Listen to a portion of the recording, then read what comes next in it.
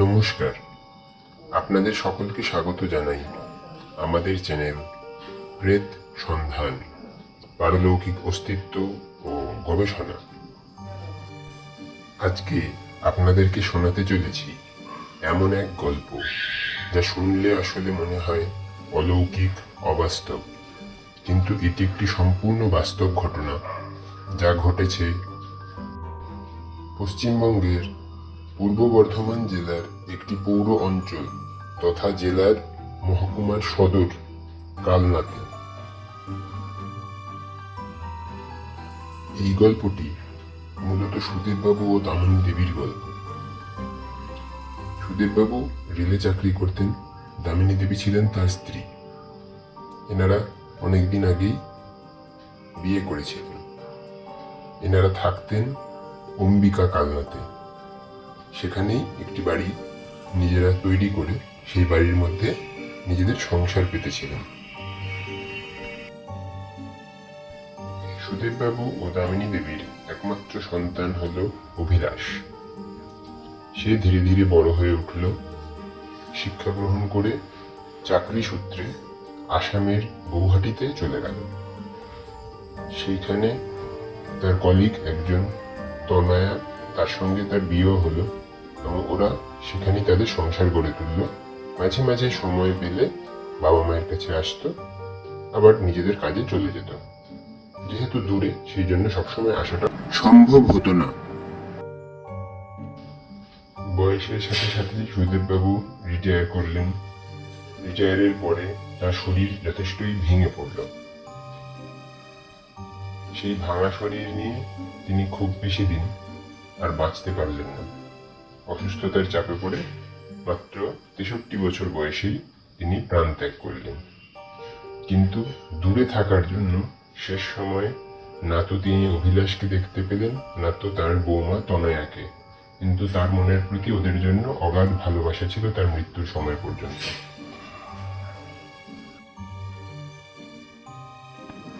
মৃত্যুর পর পারলৌকিক ক্রিয়াও সম্পন্ন হয়ে গেল যথারীতি নিয়ম মতো। কিন্তু সবকিছু হয়ে গেল, সুধীরবাবু কিন্তু তার পরিবারের প্রতি টান ছেড়ে যেতে পারলেন না। প্রায় প্রতি রাতেই দামিনী দেবী সুধীরবাবুর উপস্থিতি কিছু না কিছু ভাবে টের পেতে থাকলেন। যথারীতি তিনি প্রথমে ঘাবড়ে যান, তারপরে তার ছেলে এবং বৌমাকে জানান। কিন্তু ছেলে এবং বৌমা কথাটিকে রীতিমতো হাওয়ায় উড়িয়ে দেয়। বলে, মা, তুমি তো ভয় পাচ্ছ, তাই জন্য তোমার এরকম মনে হচ্ছে। এরকম ভাবে চলতে লাগলো। বেশ মোটামুটি 6-7 মাস চলে যাওয়ার পরে দামিনী দেবী একটা রাত উঠলেন বাথরুমে যাওয়ার জন্য। তিনি যথারীতি বাথরুম থেকে এলেন। এসে ঘরে ঢোকার সময় দেখলেন ঘরের মধ্যে সুধীরবাবু বসে রয়েছেন। মাঝরাতে ঘুম থেকে ওঠার কারণে তার মন তখন তার কন্ট্রোলে নেই। তিনি বেমালুম ভুলেই গিয়েছেন যে তার স্বামী আর নেই। তিনি ঘরে দেখলেন সুধীরবাবু বসে আছে তাদের ঘরের আরাম কেদারাতে, যে আরাম কেদারায় দীর্ঘদিন ধরে তিনি রাত্রির বেলা বসে দামিনী দেবীর সাথে গল্প করতেন শোয়ার আগে। দামিনী দেবীর তখন কোনো হুঁশ নেই। তিনি বললেন, কি গো, এত রাত হয়ে গেছে, তুমি শুবে না? সুধীরবাবু উত্তর দিলেন, এই তো শুয়ে পড়ব, আর একটু বসি, এখন ইচ্ছে করছে না। তুমিও একটু বসো না, গল্প করি দুজন মিলে। দামিনী দেবী উত্তর দিলেন, কি যে সব বলো, এত রাত হয়েছে, এখনো জেগে থাকলে হয় বুঝি? কাল সকালবেলা আমাদেরকে তাড়াতাড়ি উঠতে হবে তো। তুমিও শুয়ে পড়ো, আমিও শুয়ে পড়ি। এই বার্তালাপ যখন চলছিল, তখন দামিনী দেবীর সামান্যতম হুঁশটুকুও ছিল না যে সুধীরবাবু কিন্তু আসলে নেই, তিনি মারা গিয়েছেন, বেশ কয়েক মাস হয়ে গেছে। এরপর সুধীরবাবু বলতে শুরু করলেন, বুঝলে দামিনী, মনে একটা জিনিস নিয়ে খুবই চিন্তায় রয়েছে, কষ্টও পাচ্ছি। আমাদের ছেলে এবং বৌমা দুজনেরই সামনে সমূহ বিপদ। ওদের শরীরের অবস্থা কারোরই ভালো যাবে না। তুমি এখানে না থেকে বরং গৌহাটিতে চলে যাও ওদের কাছে। ওরা তোমাকে পাশে পেলে অনেক ভালো থাকবে। আমি একা একা যথেষ্ট ভালো থাকতে পারবো, তোমার কোনো চিন্তা নেই। সুদেববাবু তার ছেলে এবং বৌমাকে নিয়ে মাঝে মাঝেই এরকম চিন্তা করতেন। দামিনী দেবী তাই তার কথাকে বিশেষ গুরুত্ব না দিয়েই বললেন, তুমি এত ভাবছো কেন? ওরা ওদের মতো ঠিক ভালো আছে এবং ওরা ঠিক নিজেদেরকে সামলে নিতে পারবে। তুমি এসব চিন্তা করে নিজের শরীর আর খারাপ করো না, বরঞ্চ রাত্রির হয়েছে, শুয়ে পড়ো। সুদেববাবু এইসব কথা শুনে চুপ করে রইলেন এবং একটু চুপ করে থাকার পরে তিনি উত্তর দিলেন, চিন্তা কি আর সাথে হয় গো? তবুও তুমি বলছো যখন, চিন্তা আর করবো না। কিন্তু শান্তি করে শুয়ে থাকার উপায়ও আমার নেই। 3টের পরে আমি যদি এখানে থাকি তাহলে ওরা আমাকে খুব মারবে, আমাকে চলে যেতেই হবে।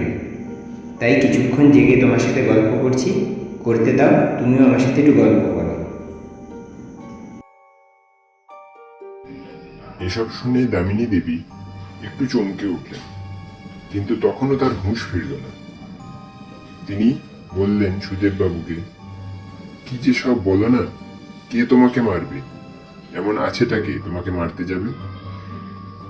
গল্প করতে বলছো, সে না হয় গল্প করছি, কিন্তু এসব আজে বাজে কথা বলছো কেন? তোমাকে কেউ মারবে না। গল্প করার জন্য অকারণে অজুহাত খুঁজো না। এরকম ভাবে কথা বলতে বলতে প্রায় 1 ঘন্টা সময় অতিবাহিত হয়ে গেল। কথা বলার মাঝখানে দামিনী দেবী লক্ষ্য করে দেখলেন সুদেববাবু কিন্তু বসে আছেন চেয়ারে, কিন্তু পা দুটি তার মাটিতে নেই। তিনি পা দুটিকে শূন্যে তুলে বসে আছেন। দামিনী দেবী ভাবলেন তিনি হয়তো কোনো কারণে পা শূন্যে তুলে বসে আছেন, তাই জন্য তিনি বিশেষ কিছু প্রশ্ন করলেন না। কিন্তু তখনও তার ঘোর কাটেনি যে সুদেববাবু আসলে কিন্তু জীবিত নয়। এরকম 1 ঘন্টা হওয়ার পরে হঠাৎ করে কথা থামিয়ে সুদেববাবু বলে উঠলেন,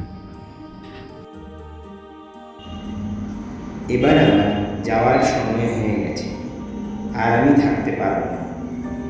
যাওয়ার আগে আমাকে 1 গ্লাস জল দাও এবং যত জলদি সম্ভব ছেলে ও বৌমার কাছে গিয়ে পৌঁছাও। তুমি ভালো থেকো, ছেলে বৌমাকেও বলো ওরাও যেন খুব ভালো থাকে। দামিনী দেবী বললেন, কি যে সব বলো, দাঁড়াও আমি এক্ষুনি জল এনে দিচ্ছি। বলে তিনি ঘাট থেকে নামতে যাবেন, ঘাটটা ঘোরালেন। তারপর মুহূর্তেই দেখলেন চেয়ারের মধ্যে কেউ নেই, পুরো ঘর সম্পূর্ণরূপে খালি এবং তিনি একা। তখন দামিনী দেবীর হুঁশ হলো তিনি এতক্ষণ কার সাথে কথা বলছিলেন। তিনি তো অলরেডি 4-5 মাস আগে মারা গেছেন। মনে পড়াতে তখন সমস্ত ঘটনাটি তার চোখের সামনে ভেসে উঠল এবং ভেসে ওঠার পরে তিনি আবার শোকে ভেঙে পড়লেন। দুঃখে এবং অদ্ভুত একটা অনুভূতিতে তার চোখ দিয়ে জল বেরিয়ে এলো এবং তিনি জ্ঞান হারালেন। প্রেতলোকের উপস্থিতি আমাদের চারপাশে এইভাবেই বর্তমান। মাঝে মাঝেই তারা নিজেদের উপস্থিতি আমাদেরকে টের পাইয়ে দিয়ে যায়। আমরা হয়তো সবসময় সেটা বুঝতে পারি না, বা বুঝতে পারলেও অবহেলা করি বা অবজ্ঞা করে থাকি, কিন্তু সবসময় সেটা অবজ্ঞা করার জিনিস নয়। তাই জন্য আবার বলবো, আপনারা সবসময় চারিদিকে চোখ কান খোলা রাখুন, সতর্ক থাকুন, সচেতন হন এবং এরকম আরো সত্যি ভৌতিক ঘটনা যদি আপনার জীবনেও ঘটে থাকে তাহলে আমার ইমেল আইডিতে লিখে আমাকে জানান। অবশ্যই আপনার গল্প পাঠ করা হবে। আজকের মতো এই পর্যন্তই। আপনারা সবাই ভালো থাকবেন। প্রেত সন্ধান চলতে থাকবে। অবশ্যই আমাদের পাশে থাকবেন।